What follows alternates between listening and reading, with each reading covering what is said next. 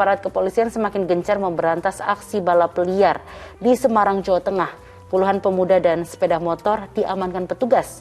Hal serupa terjadi di Sidoarjo, Jawa Timur. Petugas bahkan memotong knalpot yang berisik dan tidak sesuai standar pabrik. Memotong sendiri knalpot motor miliknya yang tidak sesuai standar pabrik merupakan hukuman yang diterima pemuda ini di Mapolresta Sidoarjo, Jawa Timur. Tidak hanya memotong knalpot motor yang berisik, pemuda ini juga harus menerima sanksi tilang dan diberikan pengarahan bersama orang tuanya. Motor milik pemuda ini merupakan salah satu dari 142 motor dan satu mobil yang terjaring razia karena akan digunakan untuk balapan liar di Jalan Arteri Porong pada Minggu dini hari 7 November.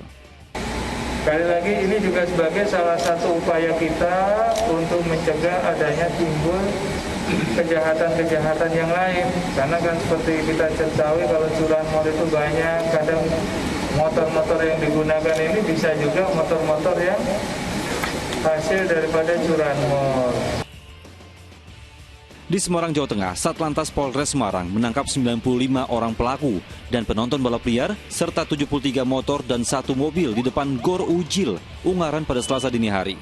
Dapat sekitar 95 anak-anak bervariasi. Ada yang di bawah umur 15 tahun, ada yang di atas 25 tahun. Selanjutnya kita laksanakan pembimbingan agar tidak melakukan kembali di kemudian hari. Dan motor-motor yang kita tahan, kita laksanakan penilangan sesuai dengan pelanggarannya. Selain sanksi tilang, aparat juga memanggil orang tua pelaku untuk diberikan pembinaan. Tindakan tegas aparat dilakukan karena aksi balap liar meresahkan pengguna jalan dan berpotensi menjadi penyebab kecelakaan. Eko Yudo dan Yulianto melaporkan dari Sidoarjo, Jawa Timur dan Semarang, Jawa Tengah. Nah, kalau pada tausiah sebelumnya sudah dijelaskan oleh Ustaz Erik untuk tidak menjadi perantara perbuatan maksiat.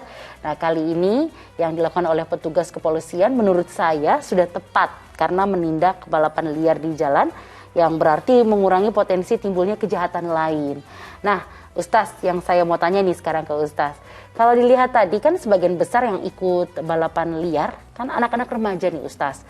Lalu bisa diingatkan gak nih Ustaz ke anak-anak remaja agar lebih banyak melakukan hal-hal positif yang bisa dilakukan di masa muda. Justru di masa muda ini jangan menumpuk hal-hal negatif. Takutnya terbawa sampai nanti dia dewasa gitu, beranjak dewasa gitu Ustaz. Ya tepat sekali ya, tetapi memang bagaimana ya, saya juga pernah muda, jadi artinya untuk merangkul anak-anak muda ini harus dengan cara kreatif, nggak bisa cuma datang ditausiahin, itu nggak masuk ya. Jadi mesti dengan cara kreatif. Jadi begini, kita harus punya siasah, strategi dalam merangkul anak-anak muda ini. Saya pernah ya waktu itu juga ada balapan liar di kota saya itu yang kemudian saya akhirnya bekerja sama ya dengan ada tentara di situ ya, karena di situ dekat Brigif ya. Jadi kemudian kita bicara bagaimana nih, karena meresahkan dan lain-lain, ditangkepin polisi tetap aja terus ya jadi kucing-kucingan. Akhirnya komandan itu punya kebijaksanaan yang baik sekali ketika saya minta bisa nggak di dalam Brigif untuk kemudian dipakai buat balap. Oh boleh, diaturlah sedemikian rupa yang akhirnya di sana bisa dipakai jadi balap yang resmi gitu ya, buat anak-anak itu menyalurkan hobinya itu ya, tetapi tentu dengan SOP yang ketat, apalagi di dalam ini markas tentara, jadi mereka jadi tertib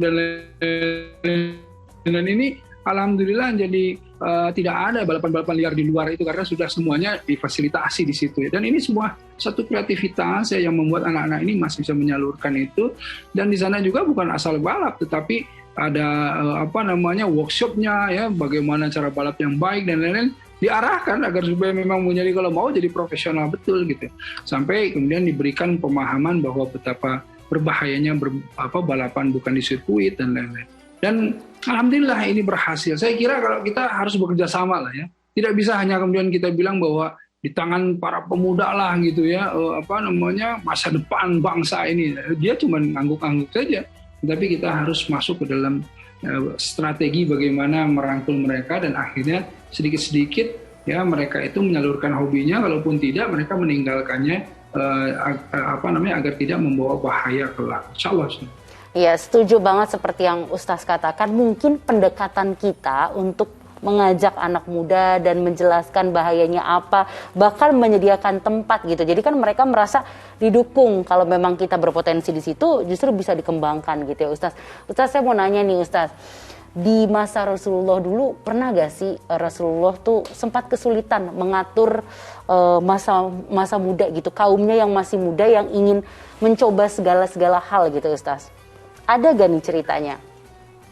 Ya, kalau saya ya mengandai-andai di zaman Rasulullah SAW ya, yang namanya Quraisy zaman dulu tuh jahiliyah, artinya bukan hanya anak muda saja, tetapi orang tuanya juga sulit diatur semuanya, ya bebal semua ya. Jadi kalau bodoh saja dikasih tahu ya menjadi pintar, tapi kan kalau ini tidak mau dikasih tahu, jadi bebal. Nah, bagaimana Rasulullah SAW merangkul ini ya, itu kita lihat akhlak beliau. Nah, karenanya bagaimana menuntun orang-orang agar supaya masuk ke dalam pemahaman, masuk ke dalam ketertiban, ya, masuk ke dalam satu kehidupan yang lebih selamat. Itu penuh dengan kesabaran, dan coba lihat saja akhlak beliau dalam kemudian menuntun semuanya ya.